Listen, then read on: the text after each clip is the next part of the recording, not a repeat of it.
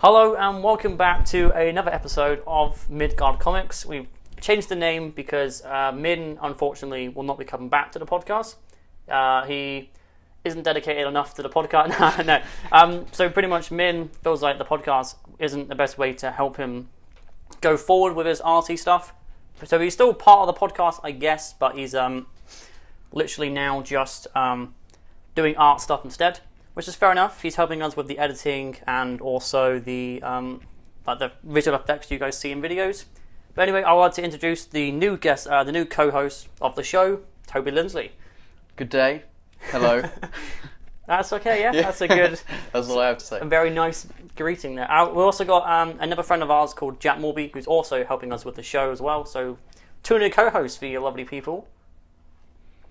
Today's episode is about Venom. I recently watched it on Friday, and yeah, I'm blown away by it. It's such a great movie. Tom Hardy did immense in it. I thought the reviews were way too harsh, actually, not gonna lie. I agree. So yeah, we're gonna talk about our thoughts and other stuff in the movie. We believe we're gonna do spoilers in this episode, or we're gonna do a separate episode. I feel like we should probably just do like spoilers, back half of the of the episode. So good. We're just here to set the record straight. Venom. About Venom. We're here to give it some real justice. Yeah, exactly. You know, these reviews are a bit too harsh in my liking. I mean, even all the the YouTube reviews, I feel like they are way too harsh. They're saying it's a hot mess. I don't believe that. I mean, it was rushed. Yeah, it could have been done a bit better. But I mean, what we got in a year, I'm still mesmerised by it. And Tom Hardy. Yeah, I mean, it's a feat, isn't it? The fact that they've done what they did in a year, and we were able to, enjoy it the way we did. It was actually quite impressive what they managed to do in a year. I mean, they shouldn't have done it in a year because that's crazy talk. But the fact that they actually managed to pull off something like that is pretty good. Definitely. I mean, like, it's crazy because there was like a few bits, like 30 to 40 minutes cut from the movie. Yeah. Which I didn't actually notice were cut until I read like a thing saying that bits were cut from the movie. Yeah, I feel like if you didn't know that before, you wouldn't have been like, oh, well, something's missing here. Oh, no, definitely. But apparently, I feel like that those were the bits that made it, like an R-rated movie that they cut out. And they were like Tom Hardy's favourite bits, so I assume they were like proper gory. That'd probably be on the Blu-ray once you buy the DVD or Blu-ray. Exactly. Buy Venom. Yeah, please sponsor us. These, they were sly. They were like, you just buy it on Blu-ray. Yeah, exactly. Then we'll get to see them. That'd be kind of cool. I'm actually kind of hyped for that now. No, definitely. I mean, I think that's the way it is now with like the Zack Snyder stuff. It was like, oh, you didn't see this in the movie, but if you buy the Blu-ray, yeah, exactly, you'll have this. See it. But no, so special effects, they were immense. Yeah, they're actually really good. Sorry, go on. Yeah, I feel like they're getting a bit of bad press, but I don't see how it was like. I don't know. I don't see how it was bad. It wasn't cartoony. It was very realistic. There's only one scene where I thought it could have been done a little bit better. It was when we first saw Venom actually come out and speak to Eddie, like we saw in the trailer. I found that bit a little iffy, but other than that, no complaints at all. I loved the whole movie, the way it all played out, and it's funny though. Did you read about that? Apparently, they didn't actually give him a mocap suit. It was literally just him in his normal clothes, like doing the scene, and then they'll CGI the suit coming off him like afterwards, which is super interesting. Yeah, it was really cool to find out that, like, unlike Tom Holland, where he wears the mocap pajamas suit with balls on it. Yeah, exactly. Yeah. So yeah, it's crazy how they've done it. I'm not gonna lie. I mean, I suppose it's kind of a little bit different because obviously, Tom Holland, his suit is like fitted to him, whereas with Tom Hardy, like they can sort of, because he wouldn't wear a mocap suit because it's like massive. I guess. He's so I don't know, big build guy. But no, that was incredible. The fact that I didn't actually know that before this. I actually didn't know that. I didn't do notes, which I should have done, but I did do a little bit of research here and there to get a bit of.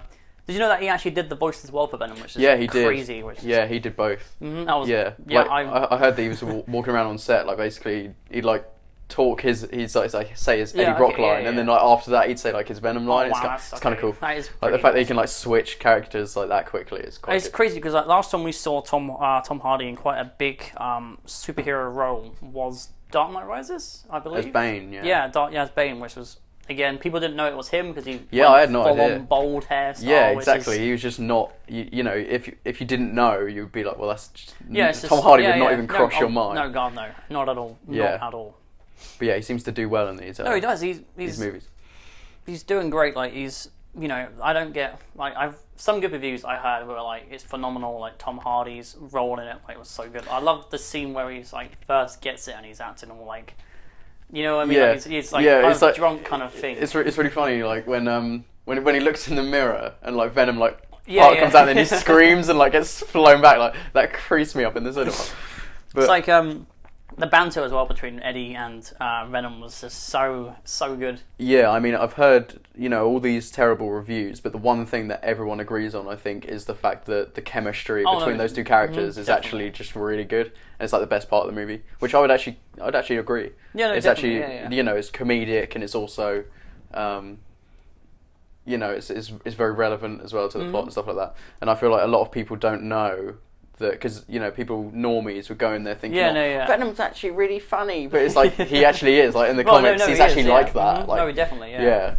Like, so it's cool to see it, you know, in a movie. It's crazy. I mean, the script as well. Like in a year, how they had the whole story out, and the plot, and like the script. Yeah, plus filming. Yeah, I mean, it felt a few scenes felt a bit rushed. Like the last scene when he was fighting Riot, that felt a little bit rushed. It could have been a bit longer, but I mean, then again, they only had a year to make it. Yeah, and that's where the rush, like with the script and the plot, you can see where they've rushed. Definitely, yeah. You know, they've rushed to get it out on time, because it is, you know, it's fairly generic. I think the script and the writing, and obviously the villain. I don't know, Riot, obviously, good villain. Oh, definitely, the crazy, weird scientist guy. Carlton Drake, wasn't... Like, I don't know, he wasn't that compelling. No, I mean, like, normally most films you watch, and you kind of, like, in the end, you kind of grow to like that villain as a person. Of course, you see where they're coming from. But for him, he's just like some weird weirdo. Some dick who was like, human race is trash, mate, I need to get rid of it, you know? We need to make these symbiotes. But no, I mean, it was, I feel like they could have maybe done a better job on Carlton Drake as a character. Yeah. But yeah, I mean, it was still pretty good. It's kind of similar to the comics, how, you know, he had the same kind of motive in the comics. It was like... Oh, yeah. They stay very true. They did. I mean, it was good, though, because like, they told us it was Planet Symbiote and Lethal Protector, which are the two kind of comics that they were going on in the movie. And they're just bouncing off each one. Definitely. I mean, it was cool though, because like the little reference to him having to move out of like LA because of like an incident that happened, which is kind of a little nod, I guess, to the comics. Because definitely. You know, Spider-Man told him to leave LA, and you know, otherwise he would hunt him down and stop him. Yeah. And that's how, you know, he came into San Francisco and started to be the anti-hero that we know in this movie. So it was very good. So. Would you rank this with the other Spider-Man movies, or would you not? I feel like we should, but I don't know where I would start with that. I mean... because obviously the Raimi trilogy is beloved by many, and I don't care what anyone says, but Spider-Man 3 is just so good. I just love it. No, I mean, the plot was pretty good in it. Yeah, I mean, obviously, I understand why it's crap. Like, I get it, but it's just, I can't, because I grew up with it, I can't fault it. Obviously, Venom in this film is, you know, 10 times the Venom in the Raimi film. I mean, Topher Grace wasn't the best. Exactly. Choice. It was a shite Eddie Brock, and Venom wasn't, you know, that great either. Definitely, So, you know, it's nice to see that they've actually fixed Venom, because I feel like one thing that everyone can agree on is that Venom was very good. They did him justice. Like, they did the character justice pretty much. So that's good, and I feel like I think we agreed on this earlier that we'd rate it above Homecoming. Oh, definitely, because it was it's one of those films that had a lot of fun in it, and a lot of like, I mean, not I'm not saying that Homecoming didn't, but I felt like Homecoming kind of got a bit repetitive. Like, it was like had this one motto, like stopping Vulture, and it was Iron Man was in it quite heavily as well. You know, it's as if, because obviously the difference in films is that. In the Raimi trilogy, and obviously the Andrew Garfield run as Spider-Man, he's the only hero around. He's doing it solo. Whereas Spider-Man: Homecoming, he's basically like, you know, if he fails, it's all right because Iron Man's going to come in and save him. Yeah, exactly. Whereas like, in proven in the I didn't mean cut you off there, but proven in the scene where it's at the ferry. And in the ferry boat, exactly. That scene comes in and helps. Whereas if that was, say, either Andrew Garfield or Tobey Maguire, like, someone's going to die and he's going to feel the consequences he's of that. going to have to live on that. Yeah, exactly. Like he's gonna feel that. Whereas in Homecoming, he doesn't feel really any consequences for his actions. Not really. All that happens is he gets his nice new suit taken off him. Yeah, exactly. Really. And he just has one anyway. So it's I don't know.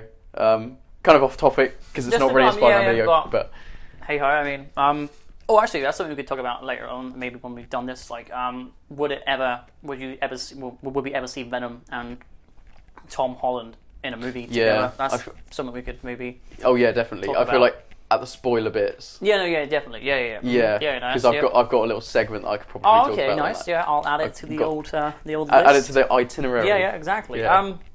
So yeah, I mean, I'd probably say where I'd rank it would be Spider-Man 3, Dead Last. Yeah, okay. It's an okay movie, but I mean, you can enjoy it, but in the grand scheme of things, it's just not the best one. It's not great. Spider-Man 3. Then I don't know. This is hard now because now Venom's in the mix. Like normally I would go Spider-Man 3, then I would go Spider-Man the original. It was a good film. Really? I mean, compared would you? Yeah, definitely. Yeah, I know, right? You'd rate that below Amazing Spider-Man 1? I would. Would you? I would. Yeah, just because. Well, I saw Andrew Garfield in Amazing Spider-Man. Yeah. It was great because it was the Spider-Man that was loyal to the comics. He was cracking jokes and like Uncle Ben dies, and it's kind of like a modern day kind of Spider-Man. Yeah, he's kind of like an angsty emo teen. That's exactly like that. And I understand. Yeah. I disagree, but I understand. Yeah, okay. I mean, it's where we may clash. Yeah, exactly. But maybe this ranking wasn't a good idea after all. Maybe not. Yeah. Well, this is the podcast. Yes. No. Okay. Yeah. So, Spider-Man. I mean, I liked it, but watching it nowadays, I probably couldn't enjoy it as I did growing up. Because the Raimi trilogy. Your Raimi trilogy, yeah. Because it's like, I know it's old days and, it's kind of dated. Yeah, so, I mean, dated, but I mean, yeah definitely Spider-Man. Then I'd go Amazing Spider-Man 1. Just because it was a good movie, but it wasn't great. Yeah, okay. Amazing Spider-Man 2 would then be, above that. Yeah. Because I love Amazing Spider-Man 2. It was great. Andrew Garfield is probably my second favourite Spider-Man because, he's to the comics and I love the swinging and the slow-mo. We were talking about this earlier on and watching clips, like the slow motion parts. Yeah, every slow motion bit is just perfect. It's great because it shows off his, spider senses going off, and it's just, I don't know what it is. It just blows me away every time. Yeah. Then I'd go Spider-Man 2 because that film is a bit dated, but still, it is a great film. It had Doc Ock in it. It had the train fight. Yeah. It had all these great scenes. But and then I'd go Homecoming. Yeah, Homecoming was literally my favourite Spider-Man. So your favourite standalone Spider-Man film would, we say standalone. Yeah, but I mean, Spider-Man film would be Homecoming for you, would it? Definitely. So let's just for argument's sake say I agree with your list.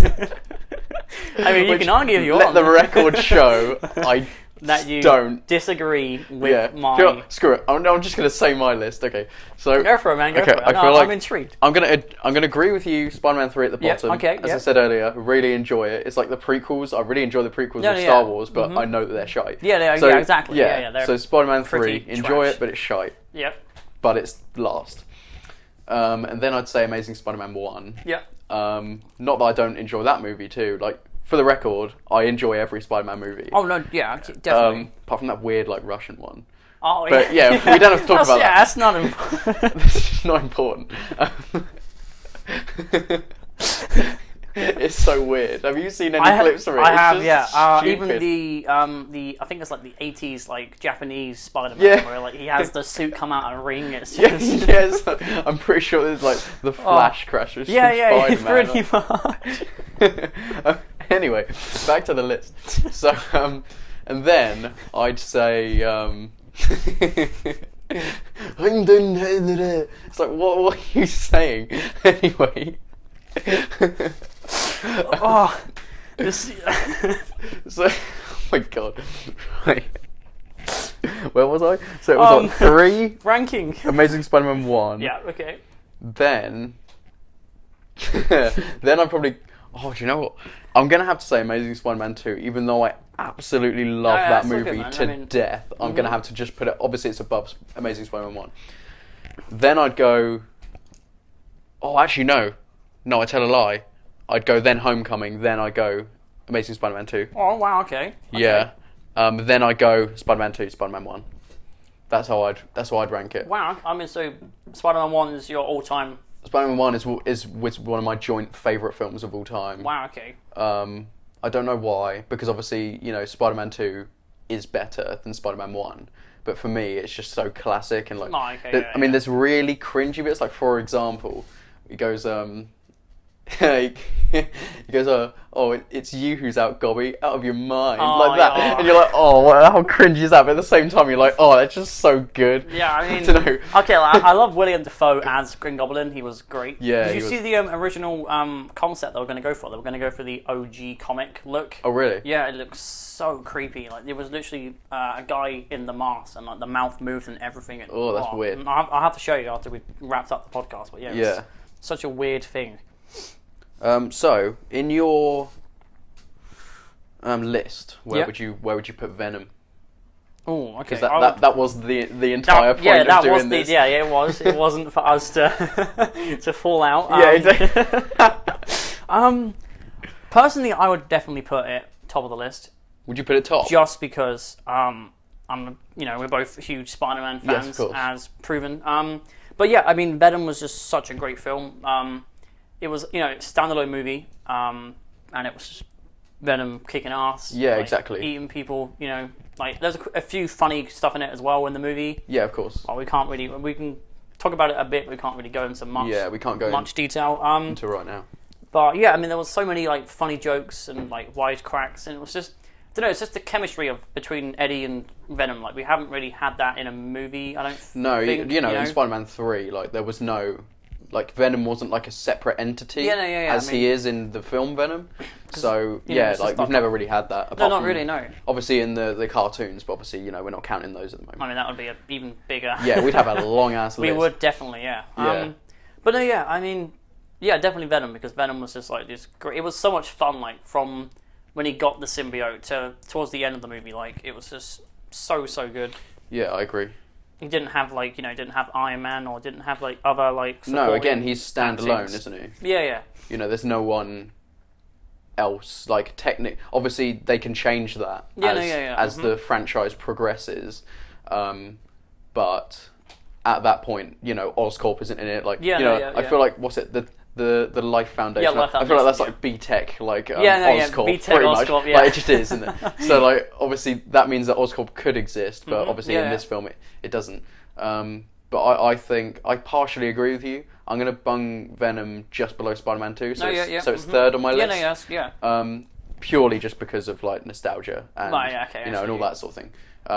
If that makes sense. But then again, you could argue that technically Venom would be higher on the list if it had Spider-Man in it and it had that kind of arc. If it had Spider-Man in it, I think it'd be my favourite. Actually, I probably will. I would say it would be my favourite. I'll probably put it. Actually, I'll change it. I'll put it underneath Homecoming, just because if it had Spider-Man or it had, a bit more of a well-known villain in the movie, then I think it definitely would have been a better film. I mean, even if Riot was I don't know, Toxin. If I'm being perfectly honest, I know all of the symbiotes and I know about Riot. But I know more about the other ones. I'm not saying it's just me, but I feel like Riot was kind of an unknown symbiote. He wasn't that well known compared to I don't know, like Toxin and Carnage. Obviously, Carnage. One of the bigger names. Exactly. In the Venom verse. Yeah, but it's good that they brought Riot to life and maybe get him some popularity. I mean, I liked his. We can't really talk about it, but I liked his. We're really bad at not telling. Yeah, we actually are. Spoilers. I mean, it's quite one of those hard films that you kind of the plot is very he gets the symbiote, he stops Riot. That's pretty much the plot. Yeah, the plot is get symbiote, stop Riot. Pretty much. But then going into the breaking it all down, like the analyzing stuff, that's kind of hard because it's going into spoilers. Which is exactly. Quite annoying, but I mean, still. I feel like that takes us nicely into the spoiler section of the podcast. Oh, well, actually, would we rank it after spoilers or would we rank it before? No, out of 10. Yeah. Give it a 10 out of 10. Yep. No, or rank it out of 10. Well, I feel like we should do that after spoilers. Okay, yeah, it's all good, man. Yeah, that's all good. Yeah. What was your, I don't know, your favourite moment? Ooh. Obviously, spoilers included. You can. That's actually quite. Don't know. Favourite moment was probably one of the funniest moments. Actually, was when we see Stanley at the end of the movie in the cameo. Oh, that's so good. Yeah, I forgot about that.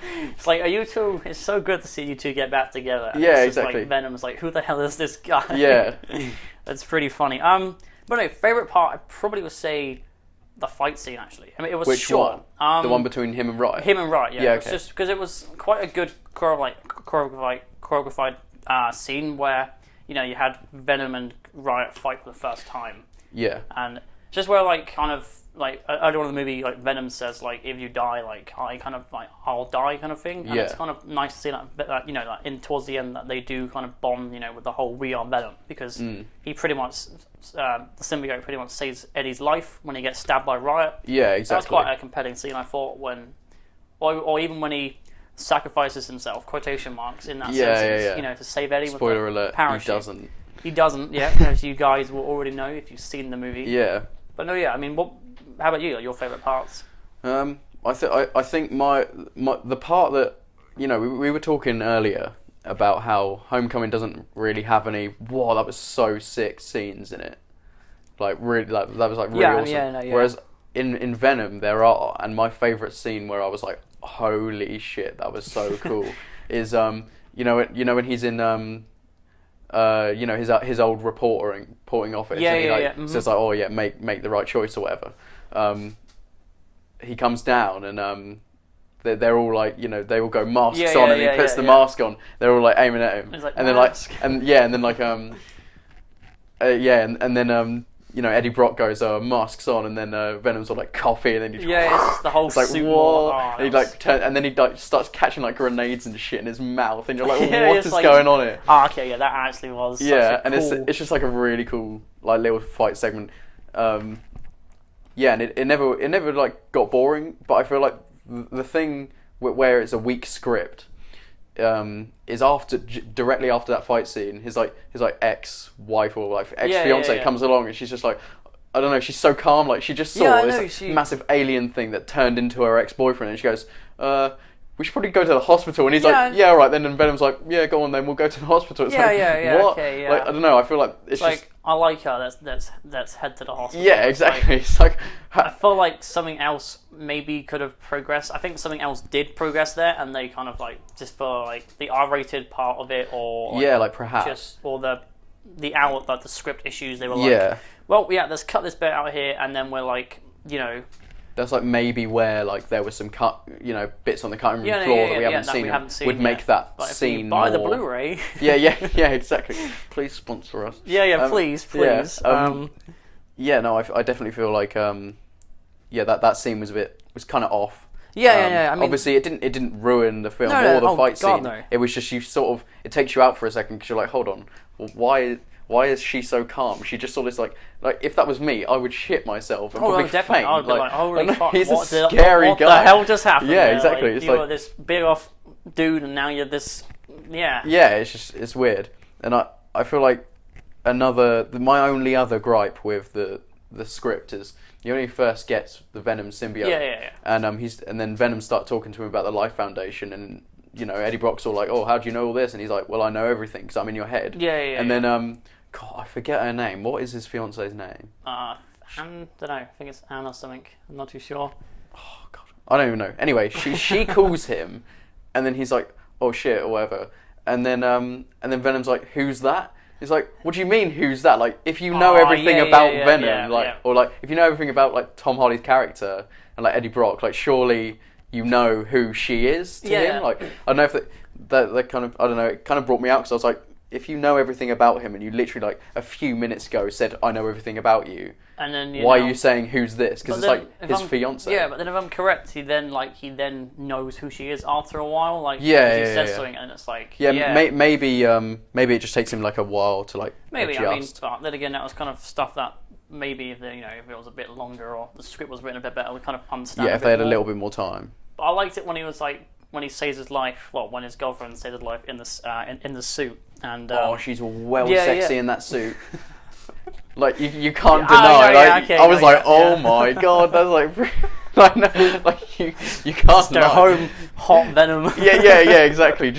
That's my new fetish.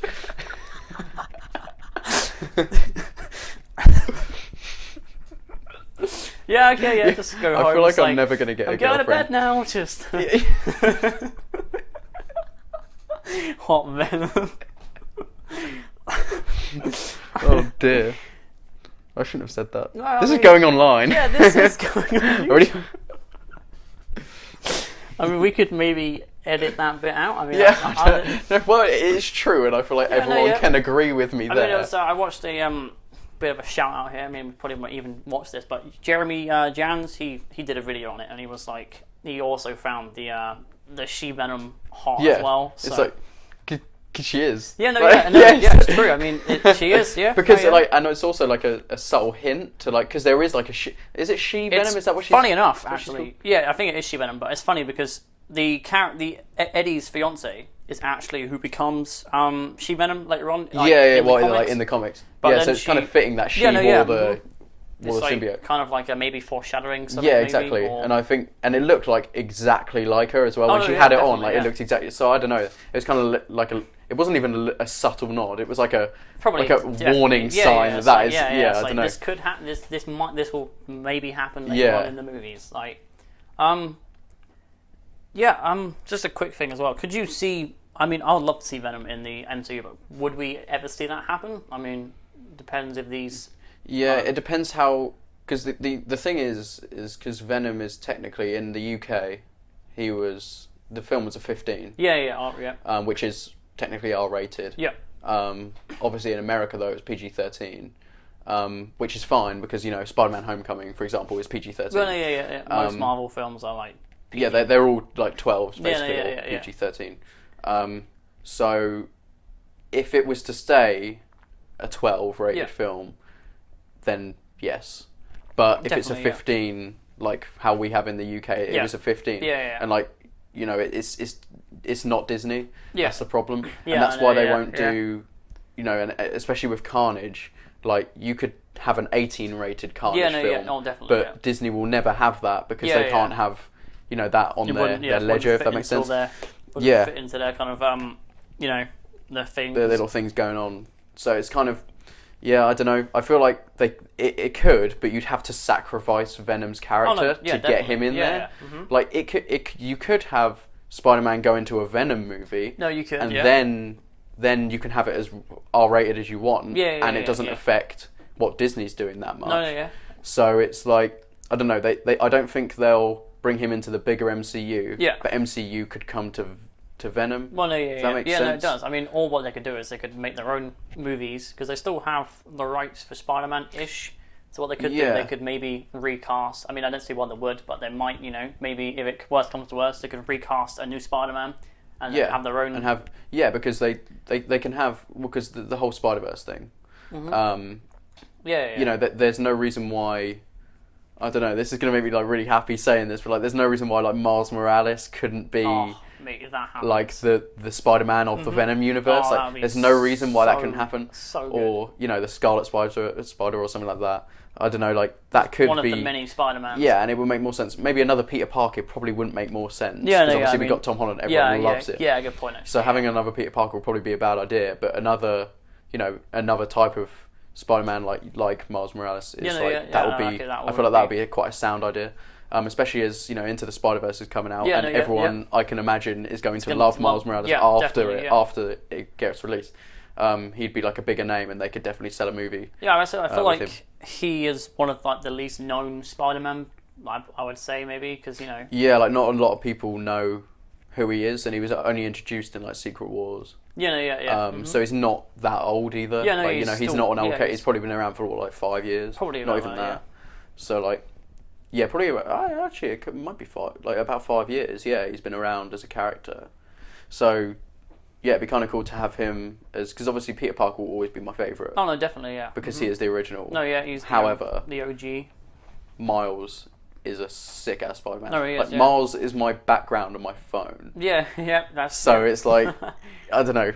I feel like that could how you it do could the work. math, you know. Like I feel like that would be probably the best way to go through with it. If they wanted to have Spider-Man, they would have to like get a different Spider-Man in the film. Otherwise. Like either make a deal with Marvel that Tom Holland comes across and is in a 15 or 18 rated film, which I don't think it would be 18. I believe but 15. Miles Morales killed in his first. I think I'm not too sure whether he did or not. He killed people in his when he became Spider-Man. What did he? I don't know. I think I heard something about that. I might be taking it out of proportion here, but I believe he did kill people when he first started as Spider-Man. That's kind of cool. Although he's like 13. Not too sure. That's like a heavy burden to bear. Bit, yeah, I mean, I'm not too. I think I might be blowing it way out of proportion. But I mean, let us know if you guys know down in the comments, I guess. Yeah, I mean, we're not like completely accurate. What we might be saying might be some of this stuff shite. you guys may be thinking these guys know fuck all. Yeah, exactly.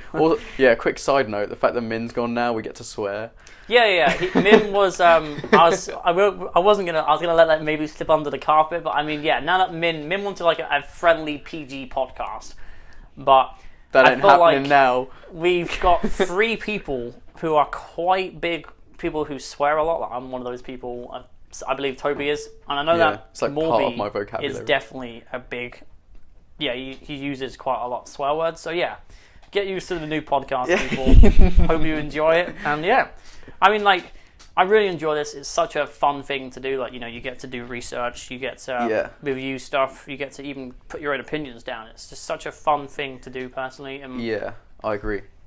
And also, even though we both loved the Venom film and we knew we weren't going to clash on that, you get difference of opinion in the other Spider-Man films. We had a difference of opinion. What happened today? Yeah, exactly. And that's great. Like, it's really good. And I mean, like, for example, this is kind of off topic, but Jack, he really loves the new Star Wars films. Yeah, me and Jamie, we think it's they're obviously awful. So apart from Rogue One. Yeah, I mean, I'll still watch them. Don't get me wrong. I'll still watch them, but I mean, Rogue One, definitely has been the strongest movie that they have released. Yeah. But I've not seen Solo yet, and I don't feel I want to. I watched about 20 minutes of it, and then I went up to bed because it was really bad. Like, trust. It wow. Was, like, the casino thing in Last Jedi? It's basically that, the entire movie. And it's just, I don't know. It's like But luckily, we have Venom to save us from. We literally almost signed off there. We touched on the post-credit scenes a little bit there. Yeah. Yeah. So quickly, we're just gonna talk about the post-credit scenes. We saw about, I believe it was like 5 or 10 minutes. 10 minutes. Don't know which one it was, but we saw like a sneak preview of Into the Spider-Verse. Mm-hmm. It's Miles Morales being chased by the Parola, who is his uncle. Yeah. Which is such a cool scene, as we've seen like a little bit in the trailer, and then to see that, and also as well, Spider-Man in in Miles in the universe is dead. He's dead. He died literally the same year, which is and that's very comic book accurate too, because the reason Miles becomes Spider-Man is because Peter dies when in Secret Wars. Yeah. So it's very accurate to the comics. Which I probably was thinking way too much. I was probably thinking way too much here, but I thought it was pretty funny as well how they did 2018, because Spider-Man literally did die kind of this year in Infinity War. Exactly. I was like, oh wow, okay, that's a pretty good nod, I guess. Exactly. But there's like kind of a rumor, like you know the most recent Into the Spider-Verse trailer at the start, where he's like saying, I saved the city once and again and again, and like two or three scenes of that is Tobey Maguire's Spider-Man. It has Doc Ock arms. And it has the train. It has the Mary Jane kiss, and it also has when they're in the coffee shop. But obviously the difference is he turns around and just twats the car and it just flies back. And instead of punching out a fucking window. Exactly. And there's like speculation that could technically be Tobey Maguire's Spider-Man, and that would just, I don't know. Obviously, it's not going to be Tobey Maguire, but it's cool that it's a bit like a nod, like a little bit like we like we recognize that Tobey Maguire and Sam Raimi did this. We're gonna exactly, because it was again Sony who made them, who did the Sam Raimi. Yeah. And I believe the Amazing Spider-Man movie. Yeah. Well, they've had the rights this whole time. Yeah, they did. So that it's good to see that they're recognizing that, and and it also makes you think: does that mean it's all linked, connected? Because obviously it goes meanwhile in another universe. So that basically is confirming Venom is connected in the Spider-Verse. So does that mean the MCU is connected? Does that mean Raimi trilogy and Andrew Garfield's run, are they all connected? And that's really exciting to me. Was the Green Hand? I thought the Green Hand, I feel like, is that Lizard? That's what I thought. It's either Lizard or it's the Ultimate Goblin that they have in the could movie. be Ultimate Goblin. Maybe, but I mean we'll find out in December. We will. Oh, I can't wait. It's going to be so good. Yeah, I mean New York Comic Con was this weekend. And Hellboy was on the panel, so we might maybe expecting a new Hellboy trailer. Yeah. Because Dan Harper, I think it's Dan Harper from Stranger Things is Hellboy in the movie. Yeah. So that'd be pretty awesome. Yeah, that'd be good to see. We also had an extended look at Aquaman as well. Oh. Did you watch that? I really liked it. I thought it made it look really cool. Oh, definitely. The first trailer, I was sort of like, I don't know, like it's just sort of it's Aquaman, but then this trailer, I was like, oh shit. I mean, Aquaman. Black Manta looks so awesome, badass. And I also love the how we get a quick glimpse at the OG suit as well. Like the one that gets laughed at. But exactly. But exactly. It actually looks really sick. And I know. And there's this thing that's going around, and it's very true, but it's very interesting. It's like it's Black Panther, just Killmonger is like the hero that is basically Aquaman. And I think that that way round is also very interesting for a movie because obviously Aquaman he's like going back and he wants to retake his place as king. So I think that's a very cool premise. But this time they switch roles. It's the Dolph Lundgren's character is the dickhead of who's exactly. But, well, we maybe talk about that a bit more detail at another time. Exactly. This is about Venom. I went a bit off topic there. I mean, we even talked about Star Wars for a bit. That's so bad. I mean, that will be nip that one in the bud. Exactly. We can't be talking about that. It's Well, anyway, guys, thank you so much for listening to this week's episode of Midgard Comics, which is thanks to Jack Mulby for giving us that name. Cisco of the name. What was yours? What was your friendly name? Okay, so Howard came up with your friendly neighborhood discussion. Which these guys then took the piss out and said it sounds like it's some neighborhood watch shit. So I felt a bit stupid about that one. But anyway, we are back, bitches. So get used to it. We're going to be maybe hoping to post about one a week or something. One a week, hopefully, if all work schedules, line up. College and work for Toby as well. But guys, thank you so much for listening, and we will catch you in the next one. Bye. Bye.